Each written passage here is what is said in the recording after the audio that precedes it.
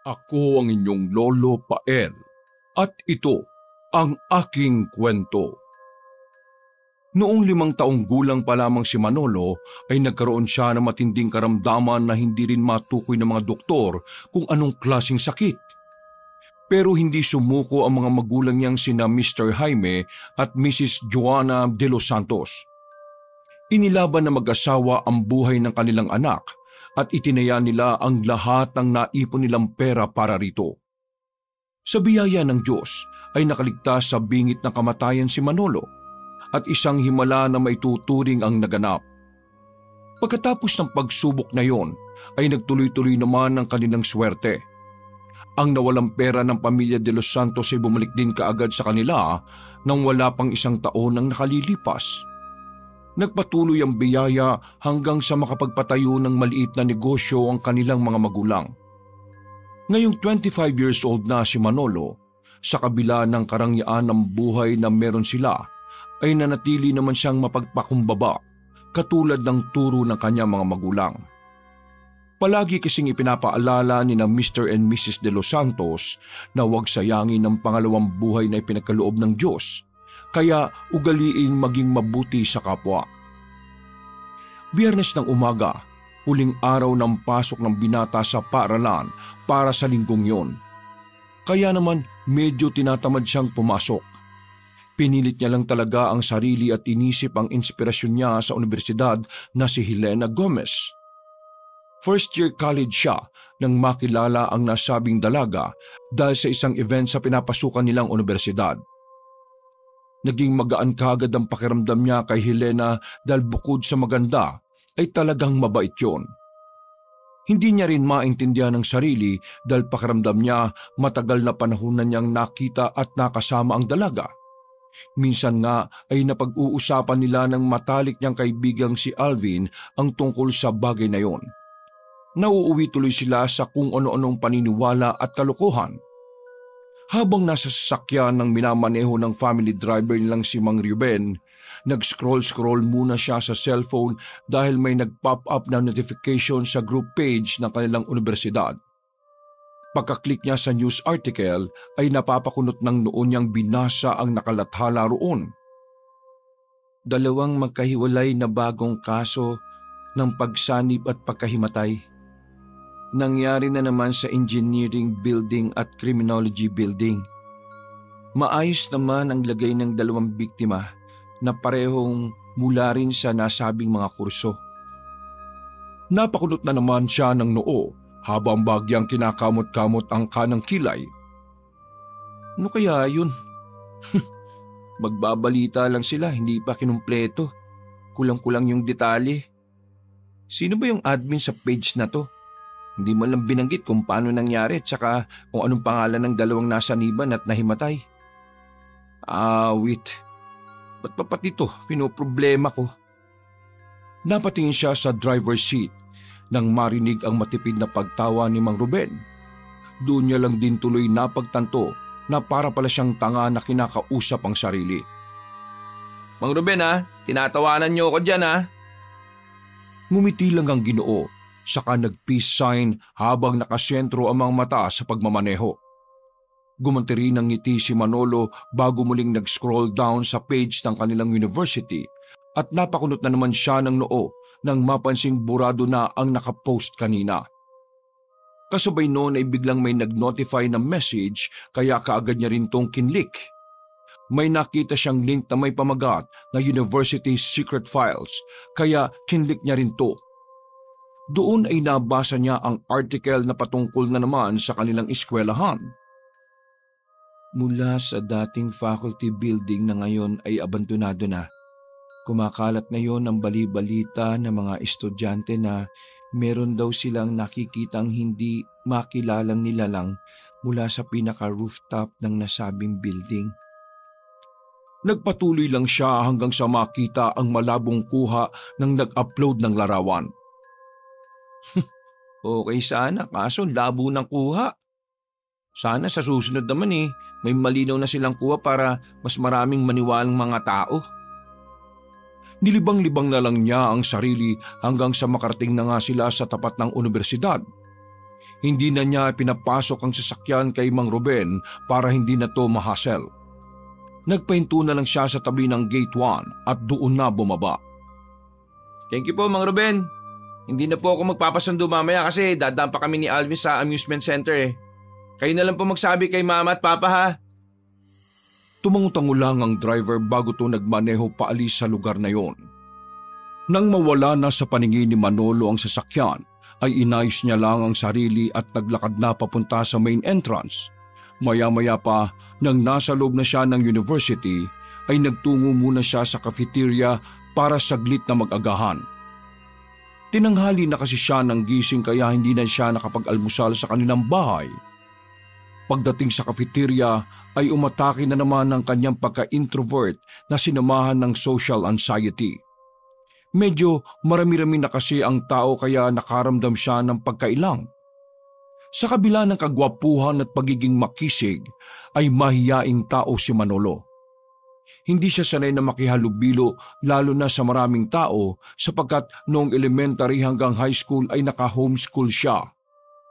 Ang tanging nakakausap niya lang ay ang guro, mga kasambahay at kanyang mga magulang. Ito rin ang dahilan kaya malapit talaga ang loob niya sa lahat ng kasambahay nila, lalo na kay Mang Ruben. Kakain pa ba ako? Ang dami ng tao dito. Bakit ba kasi hindi pa ako nag-almusal sa bahay? Malilate din naman ako sa first class. Pasimple siyang napahawak sa tiyan dahil kumalam na talaga ang kanyang sikmura. No choice tuloy siya kundi ang bumili ng makakain bago magtungo sa kanilang classroom. Mabilis na lumipas ang oras. Pagsapit ng 12:00 ay nagmamadaling nagtungo si Manolo sa tambayan nila ni Alvin. Hindi kasi sila magkaklase tuwing Biyernes ng umaga dahil merong back subject ang matalik niyang kaibigan. Pagdating niya sa meeting place na malapit sa abandonadong faculty building ay nakita niya kaagad ang kaibigan na nakaupo at nagkakalkal ng cellphone. May paper bag sa gilid ng binata na tsak na pagkain nila para sa tanghali. Dito talaga nila napipiling tumambay kapag ganung oras dahil kakaunti lang ang dumaraan ng mga estudyante sa dakong yon. Dati ay daanan talaga ang nasabing lugar pero nang nilipat na ang main entrance sa west part ng university ay inabandona na nga ang nasabing gusali. Inilipat na rin kasi sa west part ang nasabing faculty building. Uy tol, yan ba lunch natin? Hey man, nandiyan ka na pala. Di kita napansin eh. Katsat ko kasi si Ate Patrimonia. Nagalit na naman sa akin. Anyway, eto yung lunch natin. Mauna ka na kumain. Kakausapin ko lang saglit tong si ate. Nangupit ka na naman siguro kay ate mo, no? Alam mo kasing pupunta tayo mamaya sa amusement center eh. Ikaw talaga oh. Sabi ko naman sa'yo, sagot ko na yung gastos doon kapag wala kang pera eh. Nahiya na kasi ako sa'yo tol eh. Nahiya ka sa akin, pero sa ate mo hindi. Nung klase yun. At nagsermon na nga ang tunay kong ama. Tara, kain na nga muna tayo. Sabihin ko nilang kay ate na ibabalik ko yung pera pag uwi natin. Basta sabi mo, sagot mo ako mamaya ha. Kita mo, payaya ka pang nalalaman dyan. Eh wala ka naman talaga nun eh. Pagkatapos nilang magtawanan ay nagsimula na nga silang mananghalian. Dahil parehong may pagka-introvert kaya paborito nila ang lugar na pagtambayan dahil bukod sa tahimik ay maaliwalas din ang kapaligiran. Yun nga lang, kung minsan ay hindi talaga nila maiwasang madistract sa abandonadong gusali na malapit lang doon. Kadalasan kasing tinatambayan to ng mga estudyanteng gumagamit ng marijuana, nag-hazing, nagwa one night stand at kung ano-ano pang kabulastugan. Sa katunayan ay marami nang nasaksihan na magkaibigan ng mga estudyanteng pasikretong labas-masok doon. Hindi naman nila pinakikialaman ng mga yon dahil may motto rin sila na mind your own business. Makalipas ang ilang minuto pagkatapos nilang mananghalian ay nag-standby pa sila sa lugar na yon dahil mahaba pa naman ang oras bago ang afternoon class. Oh, anong sabi ng ate mo? Hindi na galit. Basta raw ibalik ko mamaya yung perang binawas ko rin sa pitaka niya. Ikaw naman kasi, Napakakupitero mo. Mag-ipon ka kaya sa mga binabaon mo. Masyado ka kasing magastos eh. Ganun talaga kapag maraming chicks. Sus, nagyayabang ka pa eh. Kupitero ka lang naman. Kapag nalaman ng mga babaeng dinidate mo na galing sa kupit yung perang ginagastos mo sa kanila, ewan ko na lang talaga kung hindi ka pagbabatuhin ng pasong may bulaklak ng mga yun. Eh naku, bahala sila tol. It's their loss, not mine. Ayos ka rin talaga sa kahambugan eh no. Minsan tuloy di na ako naniniwala sa yung introvert ka eh. Kasi hindi naman ganyan yung mga attitude naming mga legit na introvert eh. Basta, pogi ako tol. Pero teka, maiba tayo. Kumusta nga pala kayo ni Helena? Ang sabi mo sa akin nung nakaraan popormahan mo na, di ba? Hindi kaagad nakaimik si Manolo dahil sa tanong na yon, kaya naman siningkitan siya ng mga mata ni Alvin. Ay, nako ka talaga. Napakatorpe mo talaga, no? Obvious naman na gusto ko na rin ng tao eh. Naghihintay lang yun na umaksyon ka para magkaalaman na kayo. Alam mo na. Saka pinagdikit ni Alvin ang dalawang palad at pinatunog na parang nagtatama ang mga malakit na bagay. Sira ulo, di naman ganun kaagad ang hanap ko, no? Biro lang. Asartalo ka naman kaagad eh. Pero, seryoso pre, umaksyon ka na dahil matatapos na ang taon, no? Gagraduate na tayo pare-pareho.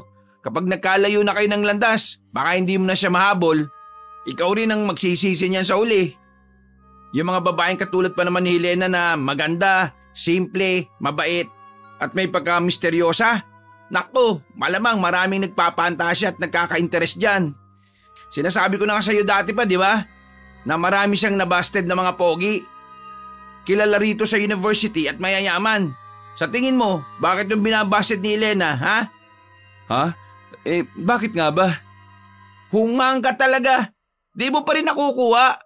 Malamang dahil sa'yo. Kasi ikaw ang hinihintay nun. Ano ka ba naman Manalo de los Santos? Pogi ka naman, mayaman, makisig.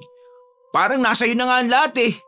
Pero ngayon ko lang na-realize na slow ka pala. Lalo na sa feelings ng babae. Sa bagay, ang tagal mo na ngang kakilala yung tao eh. Hindi mo pa rin alam kung saan siya nakatira. In my defense tol lahat yata na nandito sa university hindi naman alam kung saan nakatira yung Helena na yan. Wag mo nang ibayin ang usapan. Torpe ka, malala. Helena Gomez na yun no, tol. Kung siya lang yung type kong babae at saka kung may gusto siya sa akin, nako, baka hindi na ako nakapagtapos ng pag-aaral. Siguro pareho nang nasira kinabukasan namin. Araw-arawin ko talaga, aray! Kung naman, makabato ka naman, tol. Subukan mo ituloy. Susungal-ngalin ko ng tinidor yung bibig mo. Sus, makapanakit ka naman. Kapag nalaman yan ni Helena, mata-turn off yun sa'yo. Minus points ka nun, bahala ka. Ewan ko sa'yo, tol. Imbis na tulungan mo akong dumiskarte dahil ikaw yung may mas experience sa ating dalawa. Panay naman ang pang-aasar mo lang sa akin. Nagtampo ka naman kaagad sa bigas. Sige, ganito na lang. Medyo old school na to ha. Pero sa tingin ko effective pa rin ang pagbibigay ng bulaklak at chocolate sa isang babae. Abay malay ko ba sa kung anong gusto niyang bulaklak? Baka mamaya hindi pa niya magustuhan at masayang lang tol. Ano ka ba ang nega mo naman kagad? O sige, ganito na lang. Bakit hindi mo siya isama sa pagbili mo ng bulaklak? Palabasin mo lang kunwari na ibibigay mo sa mama mo at kaya mo siya isinama para makapamili ng magandang bulaklak. Okay nga yung ideya mo na yun O diba? Ang bright ng idea ko. Yung mapipili niyang bulaklak, malamang sa malamang ganon din yung gusto niyang matanggap na bulaklak. At least, hindi ka na mahihirapan. Masosurprise pa siya. Tol, sure ako roon. O sige. Kapag nagkita kami mamayang hapon, magpapasama na ako kaagad. Tama yan, para naman makaporma ka na sa kanya. At masimulan na yung love story ninyo. Ay, teka. Akala ko pupunta tayo mamaya sa amusement center. Hindi ko naman sinabing ngayon na ako magpapasama Siyempre, itatanong ko muna sa kanya kung kailan siya available. Okay. Good idea. O so, paano? Mag-ayos na tayo at malapit na yung klase natin kaya… Ha? Hindi na natapos ni Alvin ang pagsasalita sapagkat mula sa mismong abandonadong gusali ay nakarinig sila ay papalakdang paglagtok ng kung ano-anong bagay. Pagtingin nilang dalawa sa pinakaunahan ng nasabing gusali ay nakakita sila ng mapupulang bagay na nagkalat sa sahig. Nagkatinginan muna sila sa kasabay na lumapit doon. At ganun na lang ang gulat ng magkaibigan sa kanilang nakita. May nahulog palang tao mula sa itaas ng building. Lasog-lasog ang katawan noon na nagkalat sa sahig.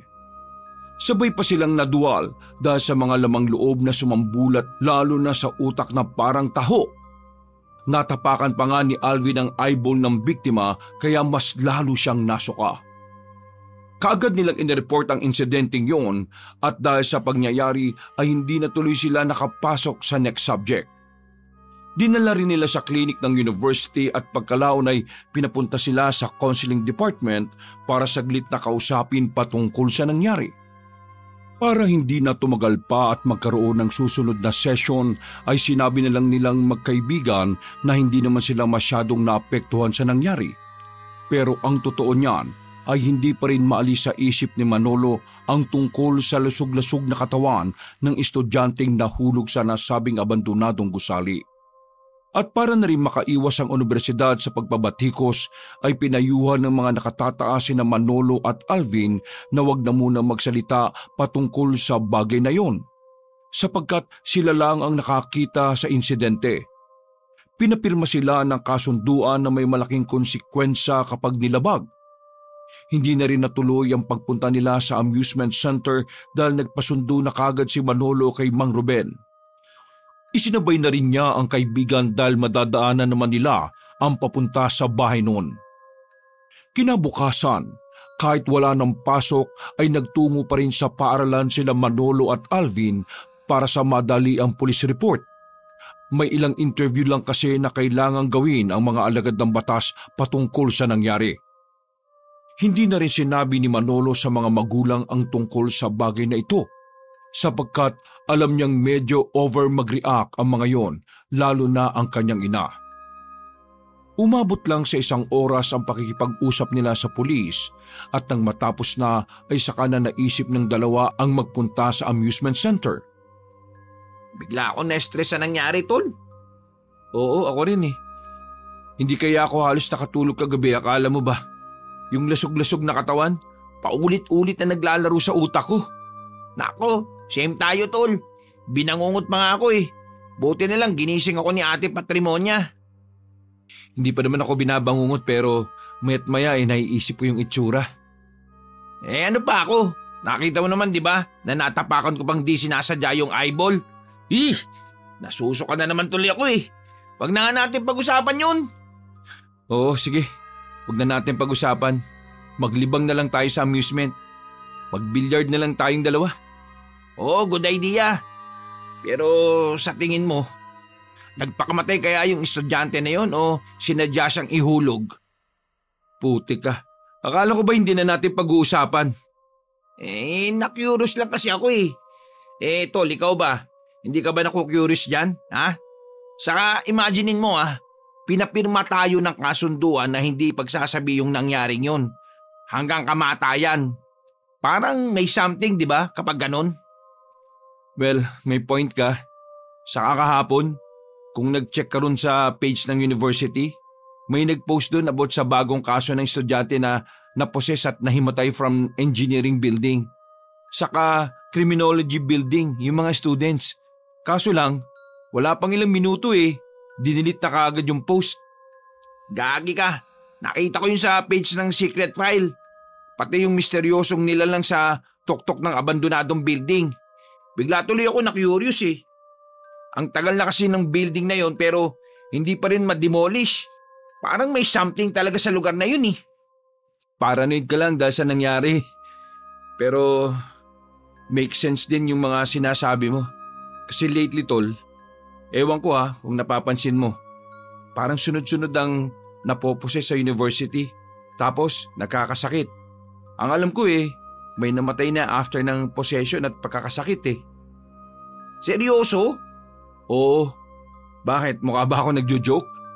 Gagi ka, tol. Kinalibutan ako sa mga sinabi mo. Kasi may naalala ko dating kwento ni tita naming.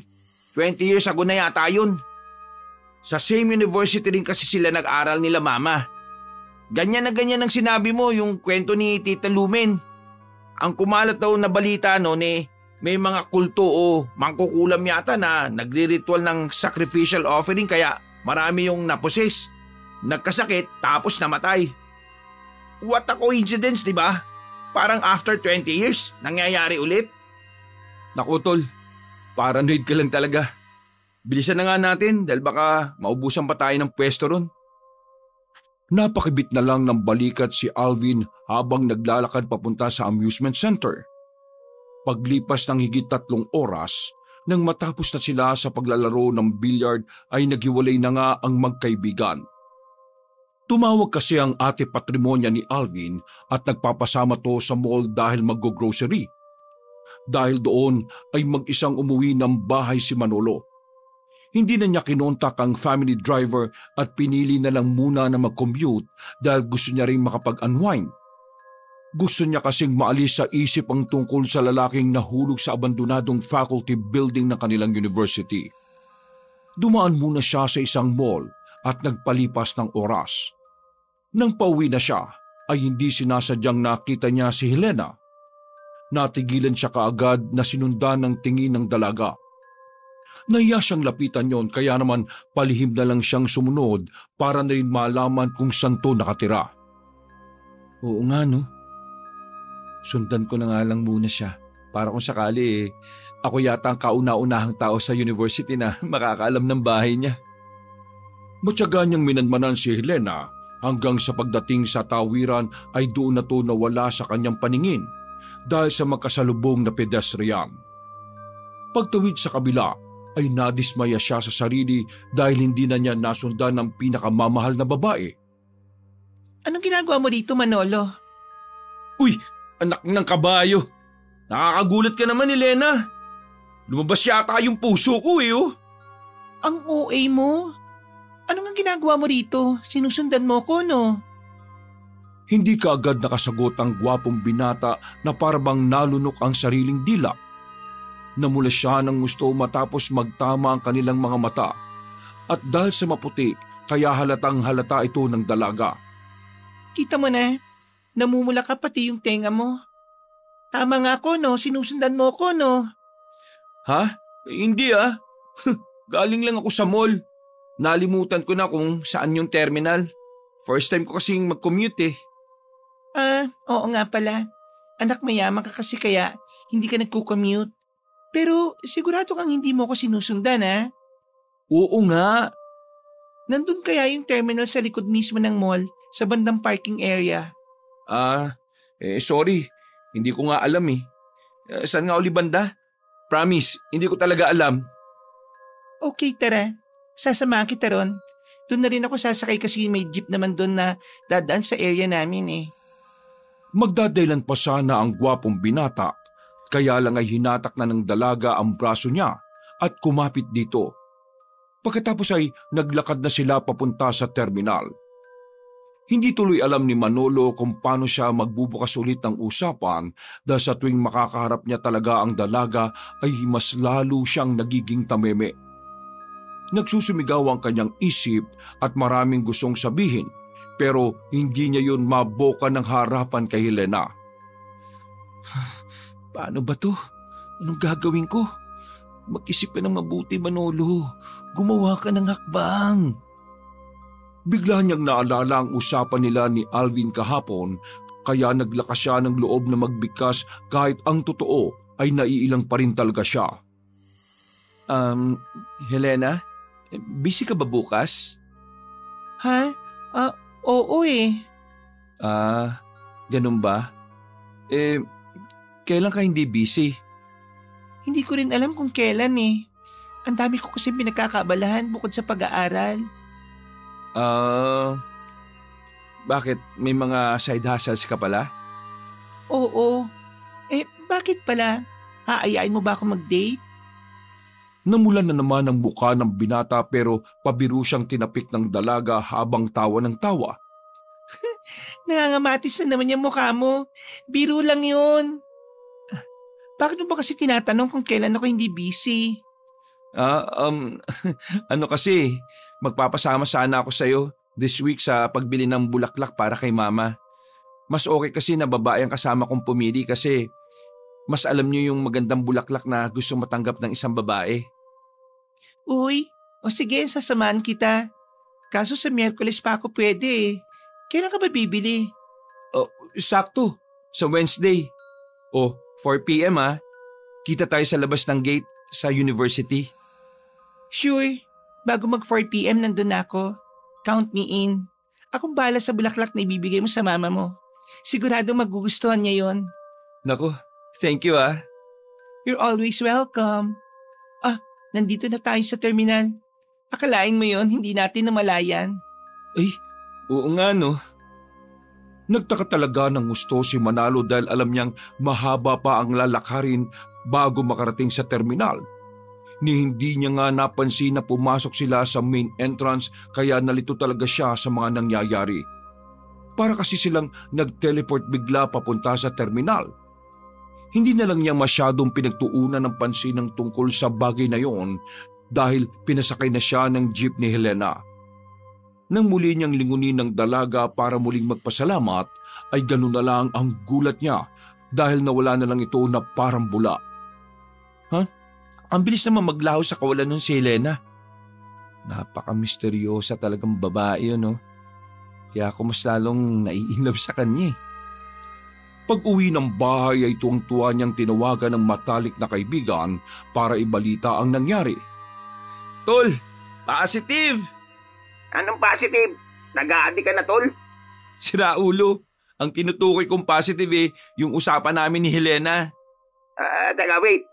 Nagkita kayo? Huwag mo sabihing nakascore ka ng agad. Tarantado. Joke lang. Butas puso ka na naman eh. Anyway, masaya akong marinig yan. So, kailan nakaplano yung pagsama niya sa'yo? Sa Wednesday, pre. Busy ro kasi siya. Kaya ganung araw na lang. Nice one, tol. Ituloy-tuloy mo na yan, ha? Para naman magkaroon ka na ng girlfriend. Kung magsalita ka, feeling mo may girlfriend ka rin eh, no? Wala naman talaga akong girlfriend eh. Kasi girlfriends. Meron ako. Madami sila. Triple S yun, tol. Ewan ko sa'yo. Bahala ka na nga dyan. Bababa ko na tong phone ha. Magkita na lang tayo sa Monday. Okay. Good luck, man. Pagka-drop call ay natutuwang napatingin sa kisame si Manalo habang muling ninanamnamang usapan nila kanina ni Helena. Pumikit pa siya habang nakangiti matapos maalala ang paghatak sa braso niya papuntang terminal.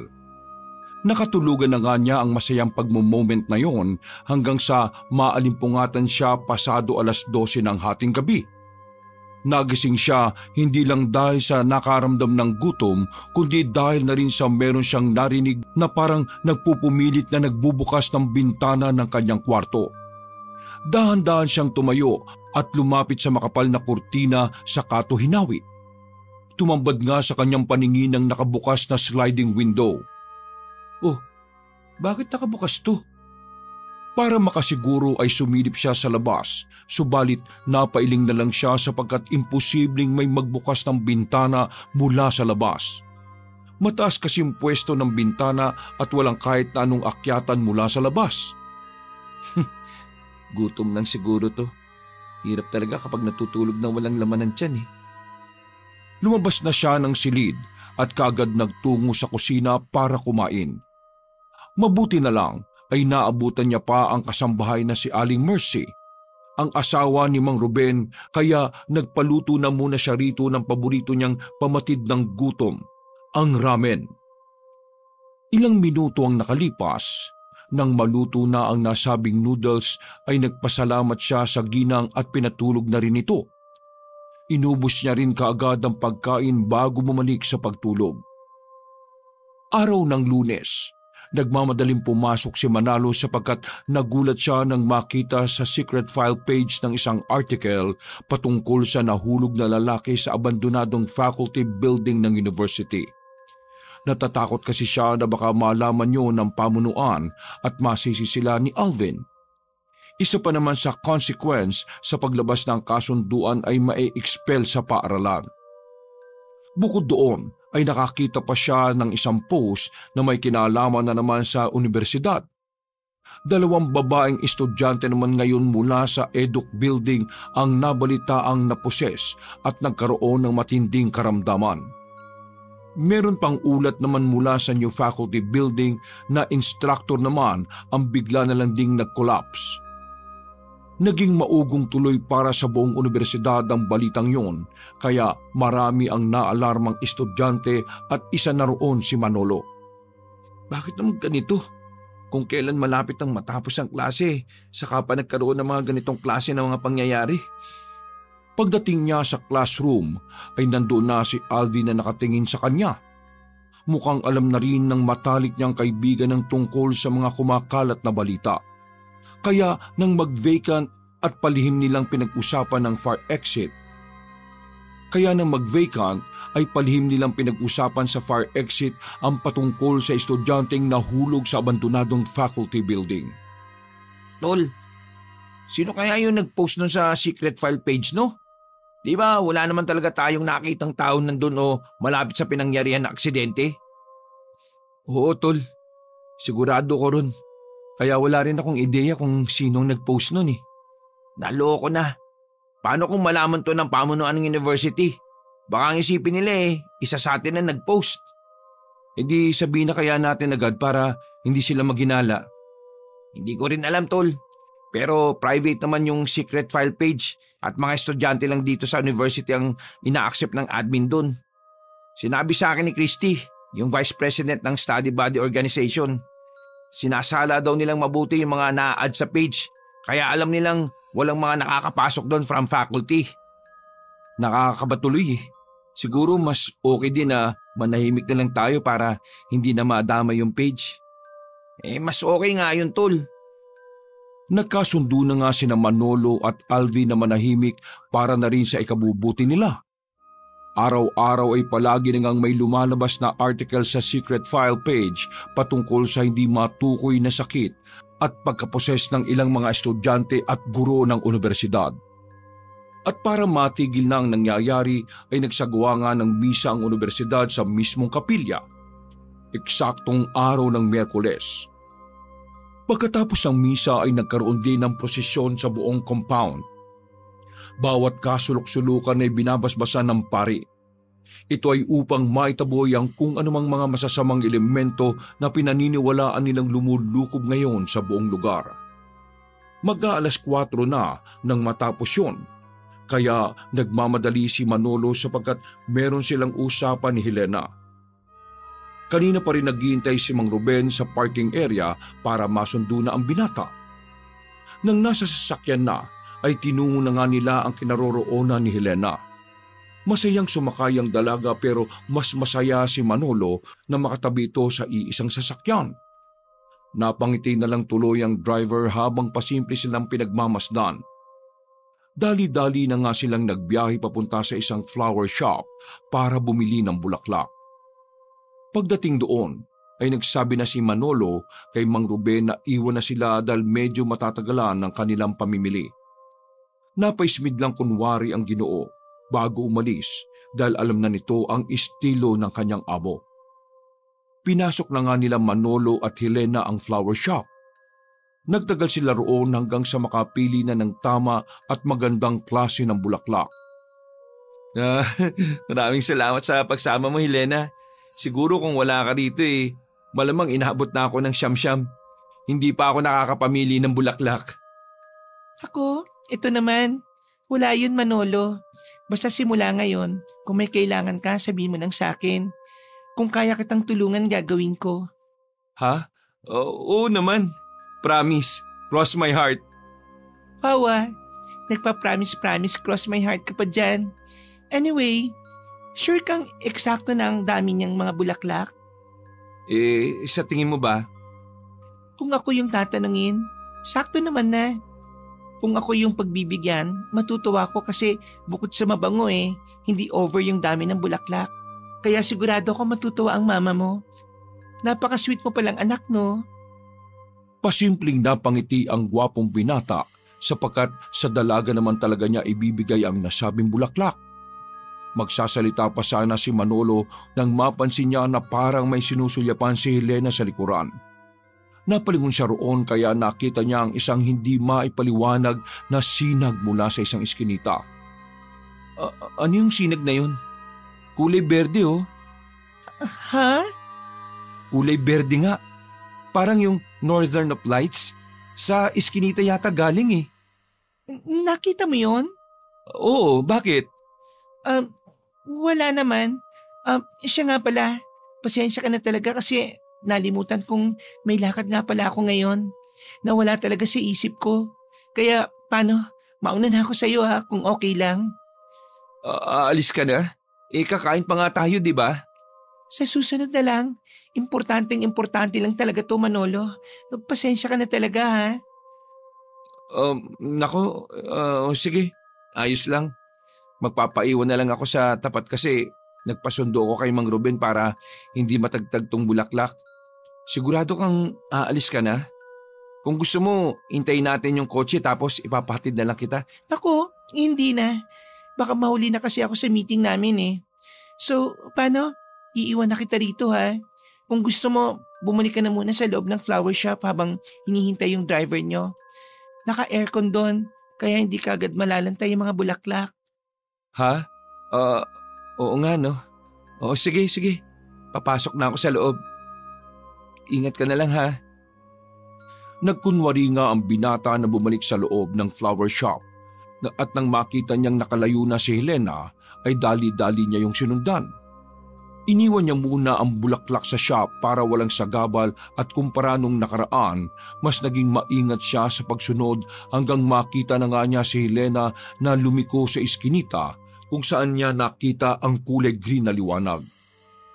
Doon ay nakita niyang may kausap si Helena na isang magandang nilalang na nakasuot ng black plain formal dress at black high heels. Para siyang model na kamukha ng isang Hollywood actress pero halatang halata na hindi yun isang babae. Sino yun? Ngayon ko lang yata siya nakita. Hindi pamilyar ang mukha eh. Babae ba yun o lalaki? Natigilan na siya sa pagtatanong sa sarili matapos marinig na nagwika ng matataas si Helena. Medyo nagulat siya sapagkat ngayon niya lang narinig ang ganoong klase ng pananalita ng minamahal niyang dalaga. Palaging masayahin at mapagbiro ang boses nito. Ibang-iba sa nasasaksihan niya ngayon. Anong ginagawa mo rito, hukluban? Wow ha? Hukluban talaga? Ganitong itsura? Tatawagin mo lang na hukluban? Hay, umayos ka girl ha? Kung bawin ko kaya yung mukhang ipinahiram ko sa'yo. Ano nga bang ginagawa mo sa lugar na ito? Charlotte. Tawagin mo akong Charlotte. Okay, Charlotte. Ano ba talagang ginagawa mo dito? Nakalimutan mo na yatang 20 years ago na ang nakalilipas at kailangan mo ng... Ha? Ano raw? Kailangan na ng ano? Hindi ko maintindihan yung huli niyang sinabi. Anong salita yun? Kahit hindi maintindihan ng gwapong binata ang mga pag-uusap ay patuloy pa rin siyang nakinig sa pag-asang makakakuha siya ng clue para malaman ang tinitirhan ni Helena. Sa oras kasi na mabigyan niya na ito ng bulaklak ay desidido na siyang sabihin sa magandang dalaga na manliligaw na siya. Paano ko naman malilimutan ng tungkol sa siya o pampay? Yun naman pala eh. Anong ginagawa mo rito? Nandun ka dapat sa lugar kung saan ka nakatalagang gumawa ng trabaho mo. Paano kung mapansin tayo? My God! Chill, Helena, chill. Alam mo naman na isa akong hukluban, di ba? Madali akong makakapanggaya ng itsura. Walang makakapansin kung pag-alagala ako. Isa pa, ginagawa ko naman ng maayos ang trabaho ko eh. Sagutin mo na ang tanong ko. Bakit ka nga nandito? Tapatin mo nga ako, Charlotte. Minamanmanan mo ba ako? Masyado kang paranoid ha, Jai? Ganyan ba kapag inlababo na sa isang lalaki, ha? For your information, hindi kita minamanmanan dahil wala akong pakialam sa nangyayari sa'yo o sa love story na namumuo sa inyo ni... Huwag mong babanggit-banggitin ang pangalan niya. Okay, whatever. Masyado kang Gina G. Porque pogi yung lalaking yun ha. Sinabi lang tumigil ka na eh. Ay, ang killjoy mo ha. Okay, nandito ako dahil gusto ko lang ipaalam sa'yo na may pagpupulong tayo. Pagpupulong? Sinasabi ko na nga ba eh. Buti na lang talaga at pumunta ako rito. Sa sobrang abala mo sa pakikipagkaibigan at pakikipagmabutihan sa lalaking yon, hindi mo na napapansin ang mga anunsyo ng mga kapanalig. Tungkol saan naman ba ang pagpupulong? Katatapos lang magpulong nung nakaraan, di ba? Ay wala rin akong ideya sa pag-uusapan, no? Ang tanging alam ko lang ay darating ang pinunong Astin. Kaya kailangan maganda na maaga. Gets mo ba? Hindi umimik si Helena na nakuha naman ng kanyang kausap na napailing na lang habang pinagmamasdan siya. Kahit hindi mo sabihin, nababasa ko sa mga mata mo ang gusto mong mangyari. Ako na magsasabi sa iyo, Helena. Itigil mo na yung ilusyon mo. Pero pwede ka namang hindi pumunta sa pagpupulong eh. Kaya lang, asahan mo nang mawawala sa iyo ang lahat. Alam mo naman siguro ang ibig kong sabihin. Malalaman at malalaman ni Pinunong Astin ang lahat. Alam kong ginagawa ko. Sige na, umalis ka na.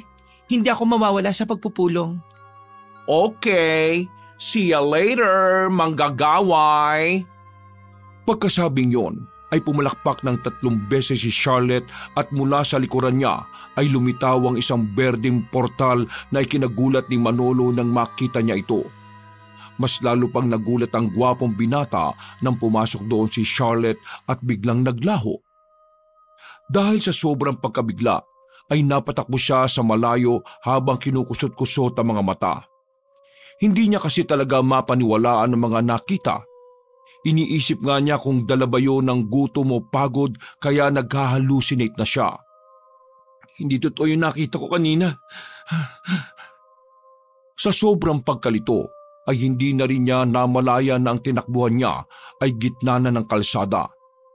Na-realize na lang niya ang lahat matapos makita ang liwanag ng isang kotse na ikinasilaw ng kanyang mga mata. Napapikit na lang siya sa pag-aakalang mabubunggo na pero mabuti na lang ay nagpreno ang kotse sa harapan niya. At mula sa driver's seat ay lumabas si Mang Ruben na nag-aalala rin ng itsura ng mukha. Mang Ruben? Eksaktong pagkasabi niya noon ay bigla na lang umikot ang kanyang paningin kasunod ng madilim na paligid. Nawalan siya ng malay tao na kaagad namang nasalo ni Mang Ruben. Nagising na lang si Manolo na nasa sariling kwarto na. Labis na natuwa ang kanyang ina nang makita ang ayos na ang kanyang lagay. Dumating din si Alvin na kasama si Helena kaya tuwang-tuwa rin siya kahit ng totoo ay naguguluhan pa rin. Tol, ano ba nangyari sa'yo ha? Hindi ko rin alam eh. Wala akong matandaan. Sabi ni Mang Ruben, bigla ka lang daw nahimatay Baka mamaya naapektuhan ka na ng mga sumpa sa universidad Sumpa sa universidad? Ikaw lang yata, Helena, ang hindi updated sa mga nangyayari sa university natin Yung tungkol dun sa mga napoposes na mga estudyante at biglang nahihimatay at nagkakasakit. Nito mga nakalipas na linggo hanggang ngayon, parami ng parami ang kaso nun. At nakumpirma ko kay Tita Lumen. Siya mismo nagsabi na every 20 years nga raw ay may nangyayaring gano'n sa university. Isa raw sa mga sinyales kung may nahuhulog doon sa lumang faculty building. Yung pala ang dahilan kung bakit inabandon na yun. Wala na raw nagtatangkang i-demolish yun kasi lahat ng nag-a-attempt napapahamak. Parang may supernatural na nagpoprotekta sa building. Hindi nakaimik si Helena na napalunok na lang sa kanyang laway at para maiba ang usapan ay ginawa na kagad niya ng paraan. Lumapit siya kay Manolo at tinawakan yon sa kamay, saka ngumiti ng tipid. Mas mabuti siguro kung wag na muna natin pag-usapan ng tungkol sa sumpa-sumpa na yan, Alvin. Natutuwa ako na ayos ka lang, Manolo. Kung alam ko lang, sana hindi na muna kita iniwan. Pasensya ka na talaga, ha? Nako, wala yon. Wala nga talaga akong maalala sa nangyari. Ang alam ko lang, bumili tayo ng bulaklak. Ehem. O paano, lalabas na muna ako para makapag-usap kayo at makapag-solo dyan. Napangiti lang sina Manolo at Elena habang pinagmamasdan palabas ng kwarto si Alvin. Pagkasara ng pinto ay nag-usap na nga ng masinsinan ng dalawa. Sa hindi maipaliwanag na kadahilanan ay bigla na lang lumakas ang loob ng gwapong binata. Inaya niya ng date si Helena na hindi naman tumanggi. Ang naging usapan nila ay makikita sa University Garden dahil doon na nga planong ibigay ni Manolo ang bulaklak na nabili niya. At mabilis na lumipas ang araw. Biyernes ng tanghali. Dala ang magandang bulaklak ay excited na ngang magtungo ang binata sa University Garden. Subalit nadismaya siya sapagkat sa ilang oras sa paghihintay ay hindi sumipot si Helena. Nihibla ng buhok nito ay hindi niya nakita. Lumipas pa ang halos 1 linggo ay hindi niya talaga naramdaman ang presensya noon kaya labis na rin siyang nag-alala. Nagtanong-tanong din siya kasi sa mga kakilala pero wala rin silang ideya kung nasaan ang dalaga. Helena, please naman, magpakita ka na sa akin. Nasaan ka na ba talaga? Sa ilang taon nilang magkakilala ni Helena, ni isang beses ay hindi pa nagkwento ang dalaga tungkol sa family background nito at kung saan siya nakatira. Sa tuwing magtatanong si Manolo tungkol sa bagay na yon, ay lagi na lang iniiba ni Helena ang usapan. Kaya katulad ng mga pagkakataong ito ay hindi niya alam kung papaano hahagilapin ang binibini. Hindi na rin naman niya matandaan ang nangyari noong nakaraan na meron siyang nasaksihan sa pagkatao ng dalaga. Sapagkat mismong si Helena ang nagburan ng alaala niya noon. Sa dami ng kanyang iniisip ay hindi niya na rin namalaya na nasa likuran na niya si Alvin. Papasok na kasi siya sa classroom habang tila kinakausap ang sarili. Hoy tol, saan ka pupunta? Sa room natin. Ikaw, saan ang punta mo? Lalabas na. Butit nakita kita rito. Doon na sana kita hihintayin sa gate eh. Hindi mo ba nabasa yung chat ni Sir Inigo, no? Chat? Sabi na eh, hindi ka rin tumitingin sa page ng university, no? Hindi rin eh. Gagi, walang pasok, 1 linggo. Kanina ko lang din nabasa nung nasa room na ako. Ha? Seryoso? Bakit daw? Oo nga, seryoso. Magbasa ka sa group chat saka sa page. Pero pumunta na muna tayo sa cafeteria. Doon na tayo tumambay muna. Nagugutom na ako eh. Nagmamadali-madali pa ako kanina kasi akala ko late na ako. Ang ending, wala pala tayong pasok. Habang naglalakad sila papunta sa cafeteria, nag-check nga si Manolo sa kanyang cellphone at nang mabasa niya ang tinutukoy ni Alvin ay muli siyang bumalik sa matalik na kaibigan. Hindi naman sinabi ni Sir Inigo yung rason kung bakit walang pasok. Kahit sa page wala rin. Basta na lang sila nag-declare ng walang pasok. Wow! Choosy ka pa ha! 1 week na nga tayong bakasyon, ayaw mo pa. Bakit nga ba walang pasok? Tapos 1 linggo pa. Ano ba talagang reason? May kinalaman ba turon sa sinasabing sumpa ng universidad? Oo tol, sabi ni Christy, mas maraming na raw nagkakasakit itong nakalipas na linggo. Atin-atin na lang to ha. Bukod dun sa insidenteng na-witness natin, may 6 pang mga estudyante ang namatay. Karamihan dun, yung mga naposes nung nakaraan. Seryoso? 6? Classified nga kung sino-sino yung mga estudyanteng yun eh. Tsaka, narinig mo ba yung kwento ni Manong Goyong? Yung guard na malapit sa abandonadong faculty building? Anong meron kay Manong Goyong? Sa kanya pala galing yung malabong kuha ng kung anong nilalang sa tuktok ng abandonadong building. May nakita raw siyang kulay asul na portal sa tuktok ng nasabing gusali. Pero sa portal may lumabas na uugod-ugod, matandang babae. Bigla na lang may kung anong alaala ang pinilit na sumagi sa isip ni Manolo. Matapos marinig ang nasabing portal, bagya tuloy siyang napahawak sa ulo dahil sumakit ito. Hindi niya lang ipinahalata sa kaibigan na nagpatuloy sa pagsasalaysay. Nag-angat daw ng tungkod yung matandang babae. Tapos yun, nagising na lang si Manong Goyong na nasa klinik na. Parang yung katulad nung nangyari sa'yo. Uy, nakikinig ka ba ha? Ng teteng naman oh. Kanina pa ako kwento ng kwento tapos yung utak mo parang ang layo naman ng lipad. Nasa earth ka pa ba tol ha? Hello? Oo, narinig ko naman yung kwento mo eh. Tangik. Meron lang akong biglang naalala nung binanggit mo yung portal. Hindi ko lang din matandaan pero somewhere parang may nakita rin akong ganun eh. Parang kulay berde nga lang. Parang Northern of Lights. Seryoso ka ba dyan tol? Oo, promise. Pero ang mas pinag-aalala ko si Helena. Alam mo bang 1 week na siyang hindi nagpaparamdam sa akin? Kinakabahan na ako, tol. Hindi kaya may sakit din si Helena o baka naman isa siya sa 6 na estudyanteng Ay nako, wag naman sana. Si Helena? Kakikita ko lang sa kanya kanina eh. Papunta sa University Garden. Tinawag ko nga eh. Ang kaso, hindi naman ako pinansin. Parang nagmamadali eh. Hindi pa man halos natatapos ang sinasabi ni Alvin ay tumakbo na nga ng mabilis si Manolo papunta sa University Garden. Hanggang sa matagpo na nga niya ang babaeng hinahanap. Pagkakita ni Manolo kay Helena ay kaagad niyang niyapos ng mahigpitang dalaga. Ikinagulat naman ng binibini ang bagay na yon dahil hindi niya rin inaasahan ng mahigpit na pagyakap ng binata. Hindi pa nga maiwasan na mangilid ang luha ng lalaki dahil sa sobrang tuwa na muling makita ang pinakagusto niyang babae. Saan ka ba nang galing? Alam mo bang nag-alala ako sa'yo? Namiss kita, Helena. Huwag ka namang basta-basta mawawala lalo na ngayong may kung anong masamang nangyayari sa universidad.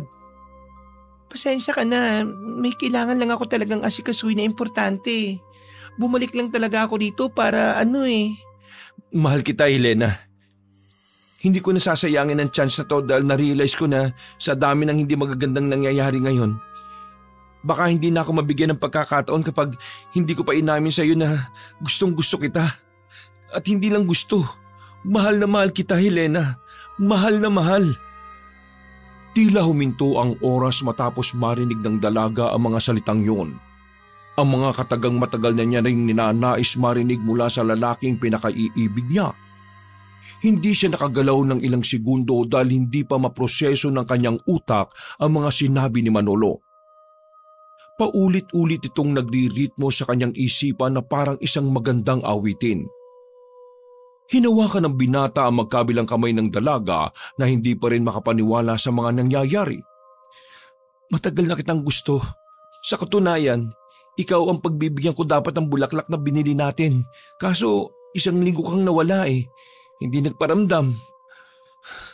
Mahal na mahal kita, Helena. Sigurado kong mahal kita magmula pa nung una tayong magkakilala. Ayoko na nga lang na maging kaibigan mo eh. Ang gusto ko, masigit pa ron sa pagkakaibigan. Sa huli ay hindi na nakapagpigil si Manolo.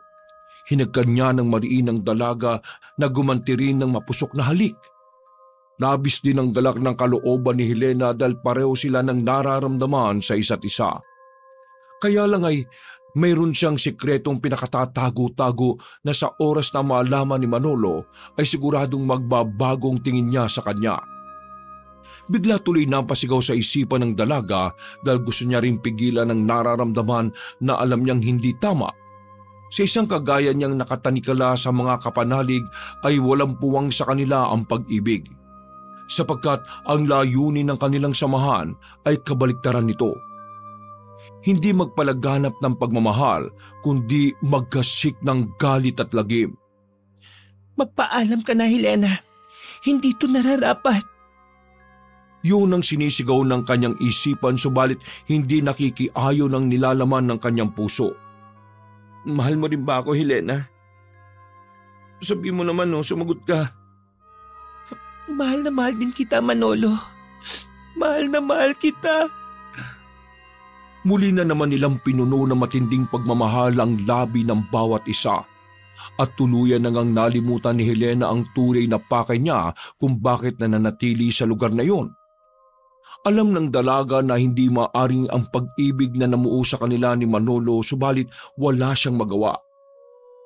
Para siyang tinatangay ng rumaragasang tubig sa ilog sapagkat hindi niya kayang pigilin ng sarili na mahulog sa binata na bukod sa gwapo ay nag-uumapaw pa ang kabaitan. Pinilit niya itong labanan at iwaksi, subalit mas nananaig talaga ang damdamin niya na ngayon lamang nakaranas ng ganitong ligaya. Ngayon ay mas lalo pa siyang nabuhayan dahil tugma sila ni Manalo ng nararamdaman sa isa't isa. Ngayon ay pareho na silang malaya na aminin ng kanilang pagmamahalan. Ganito palang nararamdaman ng tunay na pagmamahal, Manolo. Natutuwa rin ako dahil pareho tayo ng nararamdaman sa isa't isa. Pinuno nilang muli ng pagmamahalan ang labi ng bawat isa na hindi alintana ang kaguluhan at kadilimang bumabalot sa paligid. Basta masaya silang magkasama at nagmamahalan ay wala silang pakialam sa kahit na sino. Mas tumindi pa nga ang init na nararamdaman nila para sa isa't isa na hindi nila talaga mapigilan pa. Inaya nga ng binata ang dalaga na magtungo sa kanilang bahay. At dahil nasa bakasyon ng mga magulang, kaya naman siya lang at ang mga kasambahayang naiwan sa bahay. Malayang nagawa ni Manolo ang gusto niya at hindi rin naman siya pinigilan ni na Aling Mercy at ng iba pang kasambahay. Pagkagat ng dilim, ay isinagawa nga nila ang matinding pagmamahalan na pareho nilang ngayon lang mararanasan. Makailang ulit nang nagtagpo ang kanilang mga labi. Maraming beses silang nagniig at ninamnam talaga nila ang masasayang sandali na yon, lalo na si Helena. Sapagkat alam niyang darating ang araw na may hangganan ng kasiyahan na yon. Alam ng dalaga sa sarili na hindi ito magtatagal kaya sinusulit na niya. Dahil sa ilang oras at ilang ulit na pagtatalik ay nakatulog nga ng mahimbing si Manolo. Nagising na lang siya nang maramdamang wala na sa tabi ang pinakamamahal na babae. Napakusod siya ng mga mata habang hinahagilap ng isang kamay ang dalaga sa kama. Napabangon siya kaagad at iginala ang tingin hanggang sa makakita siya ng pulang liwanag mula sa balkonahe ng silid na kinaroroonan nila.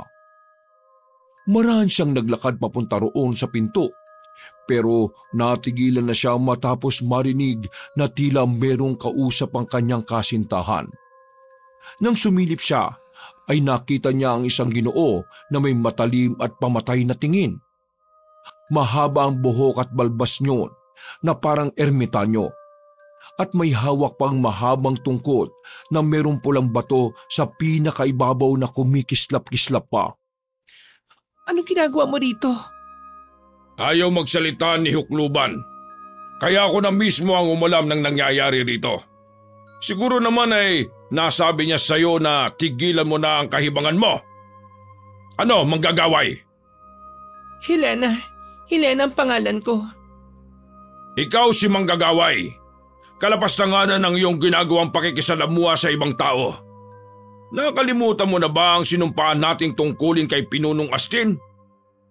Nandito ka sa lugar na ito para tuparin at gampanan ang tungkulin mo bilang alagad ng kadiliman. Ano bang kailangan mo? Bakit mo ako pinakikialaman, Mangkukulam? Alam ko ang ginagawa ko at nagpapaalam na rin naman ako sa kanya, kaya wala kang dapat ikabahala. Kung totoo yung sinasabi mo, patunayan mo! Ngayon din, sa akin! Patayin mo na ang taong yan bago pa ako ang gumawa. Dahil doon ay nanlisik ang mga mata ni Helena at mula sa wangis na magandang dilag ay maraan siyang nagbalik sa totoong anyo. Isang matandang uugod-ugod at kulubot ang mga balat na tanga ng mahiwagang bato na ipinamalo niya ng malakas sa sahig.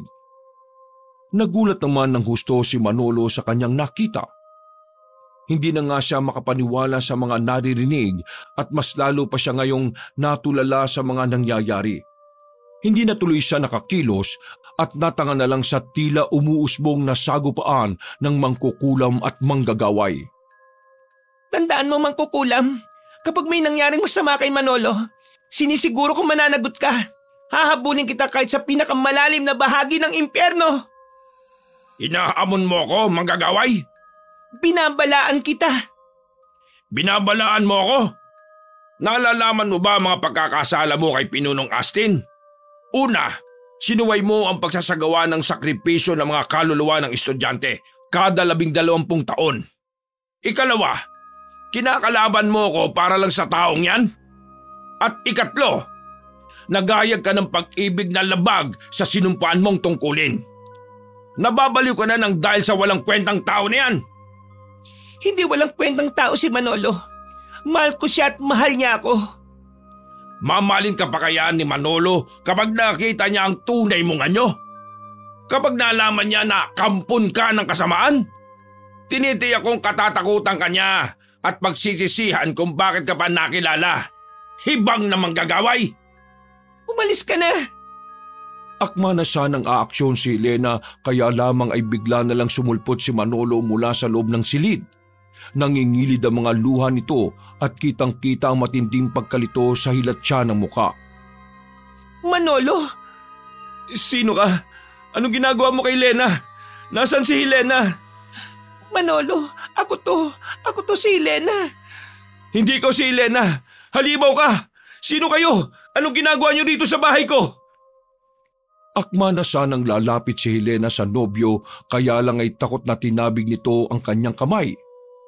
Pagkalaon ay mula sa likuran ng binata ay sumulpot ang berde at dilaw na portal. Iniluwa ng mga nasabing lagusan sina Charlotte, Nahukluban at ang Mansisilat. Sa sobrang pagkalito, takot at pagkabahala, kaya muling umikot ang paningin ni Manolo hanggang sa tuluyan na siyang mawala ng malay tao. Manolo, anong nangyari? Anong ginawa niyo sa kanya? Binalaan ka namin manggagaway at hindi ka nakinig. Mansisilat, anong ginawa niyo kay Manolo? Magsalita ka. Pasensya na, Hele. Manggagaway. Ayaw kong maparusahan ako ni Pinunong Astin eh. Kaya wala akong pagpilian kundi ang sabihin sa kanila ang lahat ng nalalaman ko. Wala akong pakialam sa inyong lahat. Anong ginawa niyo kay Manolo? Galit na iwinasiwas ni Helena ang bato na hawak at tanda na sa pag-atake. Pero natigilan din siya matapos marinig ang mangkukulam na humahalakhak ng malakas. Ginawa namin? Sa palagay mo ba, hindi malalaman ni Pinunong Astin ng mga kalapastanganan mo? Kahit hindi namin sabihin, meron siyang mga mensaherong lamang lupa na laging nakamasid sa atin. Hungang ka talaga, no? Manggagaway na napamahal sa isang walang kwentang tao? Makinig ka, manggagaway. Dahil sa hindi mo paggampan ng tungkulin sa pagpapalawig ng karahasan sa lugar na itinalaga sa iyo. Kaya nagbaba na ng utos at parusa si Pinong Astin laban sa iyo. At kailangan mong mamili sa ayaw at sa gusto mo. Ano yun? Mamili ka. Mabubuhay si Manolo subalit habang buhay kang makukulong sa himpilan at magdurusa. O mamamatay si Manolo at magpapatuloy ka sa misyon sa pagpapalaganap ng karahasan. Paano ko makakasiguro na mabubuhay si Manolo? Tagapagpalaganap tayo ng karahasan, subalit may isang salita ang mga tao na alagad ng kapanalig. Mamili ka na habang humihinga pa ang pinakamamahal mong Manolo.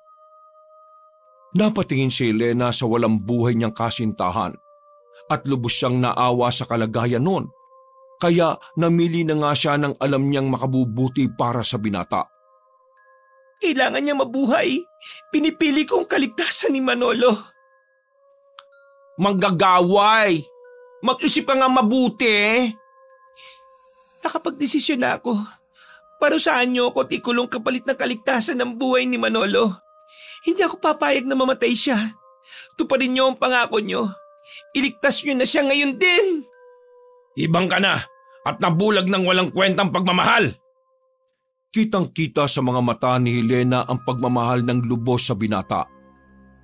Si Hukluban naman ay hindi pa rin makapaniwala sa tinura ni Manggagaway kaya sa huling pagkakataon ay pilit niya pa rin kinukumbinsi. Kung buo na ang desisyon mo ay sumama ka sa amin. Si Hukluban na ang bahala kay Manolo at sa misyong naiwan mo rito. Magpapatuloy ang sakit na magdudulot ng kamatayan sa maraming estudyante hanggang sa makumpleto ang sakripisyong kailangan. Pagkasabing yun ni Mansisilat ay isang tanikala ang pumulupot sa paa at kamay ni Helena. Ilang saglit pa matapos ang kanilang kasunduan ay pumalakpak ng 3 beses si Mangkukulam. Mula sa kanilang kalagitnaan ay isang pulang portal ang lumitaw.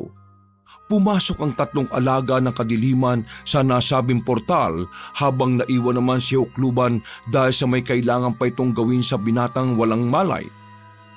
Makalipas ang 1 linggo, walang matandaan si Manolo sa nangyari noong gabing yon. Kahit si Helena na isang manggagaway ay hindi na rin niya maalala. Maging sina Alvin at ang iba pang mga nakakakilala sa dalaga ay tuluyan ng nawala ng alaala kay Helena. Nagpatuloy pa ang nangyayaring salot sa universidad na tumagal pa ng 1 buwan. Natigil lang to matapos makumpleto ang sakripisyong hinihingi ng mga alagad ng kadiliman na tinatawag na kasapi. Lumipas pa ang maraming araw, linggo at buwan. Tahimik na ang pamumuhay ni Manolo pero sa pakiwari niya ay parang meron kulang na may hinahanap pa siya sa sarili na hindi mapunan ng kahit na anong ginagawa niya. Napansin din ito ng matalik niyang kaibigan sapagkat nang makagraduate na sila sa kolehiyo ay parang wala lang sa kanya. Tol, sigurado ko bang ayos ka lang? Graduate na tayo oh. Pero ang mukha mo parang hindi ka nakagraduate eh. Sabihin mo nga sa akin anong meron? May gumugulo ba sa inyo? Hindi ko rin alam eh. Basta, simula nung araw na nawalan ako ng malay, parang pakiramdam ko tol. Parang may kulang sa pagkatao ko eh. Meron akong hinahanap pero kahit anong gawin ko, hindi ko makita. Hindi siya mapuna ng kahit na ano eh. Kahit tong graduation natin na dapat masaya ako. Pero tingin mo naman parang hindi ako makumpleto. Hindi ko rin alam kung anong nangyayari sa akin. Nag-worry naman ako sa bigla, tol. Baka mamaya maisipan mong alam mo na. Hindi ko naman gagawin yon. Ayokong saktan ng mga magulang ko pati yung mga taong nagmamahal sa akin.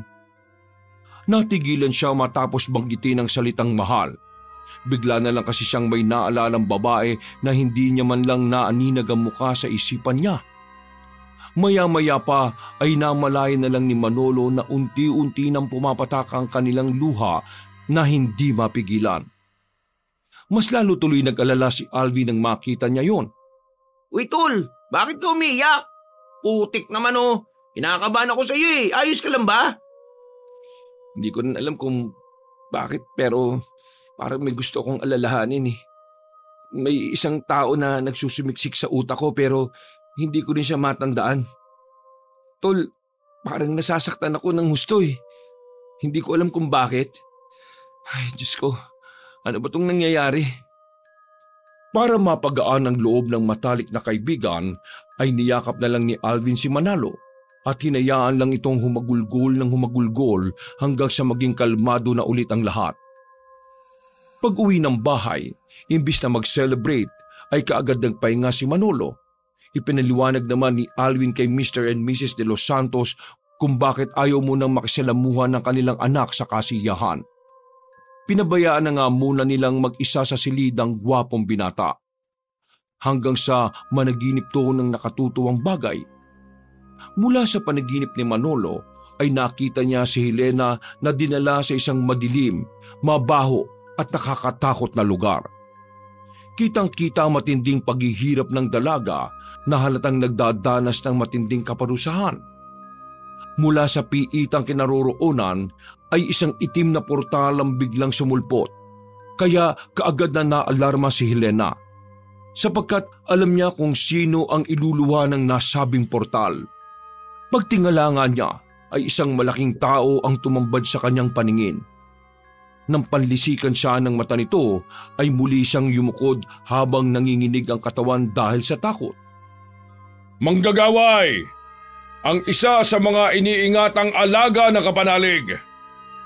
Pinunong Astin, patawad po sa nagawa kong pagsuway. Pagbibigyan kitang makabalik sa lugar na yon kung ipapangako mo sa akin na papatayin mo ang lalaking yon. Pero Pinuno, mahal ko po si Manalo. Pesteng pagmamahal na yan! Sasayangin mo ba ang kapangyarihang ipinagkaloob sa iyo ng kapanalig para lang sa walang kwentang lalaki na walang utak? Nakikiusap po ako. Ipagawa niyo na po sa akin ang lahat pero wag lang po ang bagay na makakasakit kay Manolo. Mahal na mahal ko po talagang taong yon. Sa kanya ko lang naramdaman ang totoong kasiyahan sa puso. Manahimik ka! Tampalasan ka at walang kwentang alagad! Simula sa oras na ito, tinatanggalan na kita ng karapatan na maging kapanalig. Magiging alipin ka habang buhay at hindi na makakaalis sa lugar na ito. Hinding-hindi mo na makikita ang Manolo na yon. Pakiusap, Pinuno. Huwag niyo pong gawin yun sa akin. Makinig kang mabuti, manggagaway. Sinisiguro ko sa iyo na mahihirapan ng gusto ang pinakamamahal mo hanggang sa magmakaawa siya at hilingin ay kunin na lang ang kanyang kaluluwa at kakainin niya ng paunti-unti sa iyong harapan. Yon ang magiging kaparusahan mo na hindi mo malilimutang habang buhay. Napahalakhak na parang demonyo si Pinuno Astin. Dahilan para mapabalikwas ng bangon si Manalo. Pawis na pawis siya habang nakahawak sa dibdib na tila merong nakakarirahan dahil sa bilis ng pagtibok. Napahilamos siya ng mukha matapos maalala ang babae sa kanyang panaginip. Hindi na nga rin siya sigurado kung panaginip nga ba ang nangyari o isang pangitain. Alam niya sa sarili na kilala niya ang babaeng tinatawag na manggagaway ng nakakatakot na nilalang. Pumikit siya at pilit na inaalala kung sino ang taong yun hanggang sa manakit na lang ng husto ang kanyang ulo. Ilang saglit pa nga at sa isang iglap ay unti-unti nang nag-sink in sa utak niya ang lahat. Mahal mo rin ba ako, Helena? Mahal na mahal kita, Manolo. Mahal na mahal kita. Ganito pala ang makaramdam ng tunay na pagmamahal, Manalo. Natutuwa rin ako dahil pareho tayo ng nararamdaman sa isa't isa. Napaluha na lang si Manolo nang muling maalala ang babaeng nagpatibok sa kanyang puso. Subalit nalungkot din siya nang malaman na ang nilalang na minahal niya ay isa palang manggagaway. Wakas!